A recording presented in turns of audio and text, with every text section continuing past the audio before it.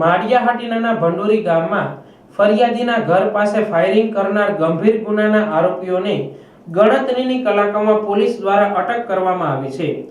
આશિક હુસેનભાઈ શાળાના માતાએ અગાઉ આરોપી આરિફ અહમદ લાખા સામે ફરિયાદ દાખલ કરેલ છે, જે અંગેનું મનદુખ રાખી ફાયરિંગ કર્યું હતું.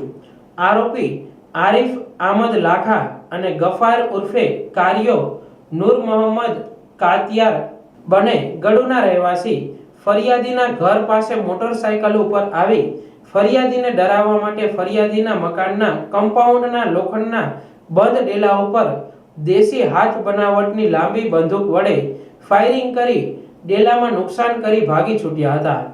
Police inspector એમ.એન. કાતરિયાએ ત્વરિત આરોપીઓને શોધવા અલગ અલગ ટીમો બનાવી હતી, જેમાં બાતમીની હકીકતના આધારે સર્વેલન્સથી આરોપીઓ ઉપર વોચ રાખેલ અને આરોપીઓ મોટરસાયકલ નંબર GJ04CL0084 ની લઈને નીકળેલા હોવાની માહિતી મળતા ચુલડી ગામના પાટિયા પાસેથી આરોપીઓને દેશી હાથ બનાવટની બંદૂક તથા મોટરસાયકલ સાથે પકડી પાડ્યા હતા.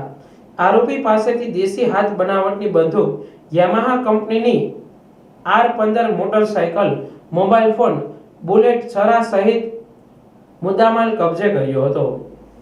માળિયાહાટીના પોલીસ સ્ટેશનના police inspector M N. Katariya, ASI Dinesh Gohel, police head constable Mansinh Kher, Arun Mehta, police constable Haresh Muchhal, Vijay Babariya, Rajendra Parmar, driver police constable પ્રકાશભાઈ જેબલિયા વગેરે પોલીસ સ્ટાફે સાથે રહી આ સારી કામગીરી કરી હોય ગુનાહિત પ્રવૃત્તિ કરતા લોકોમાં ફફડાટ ફેલાયો છે.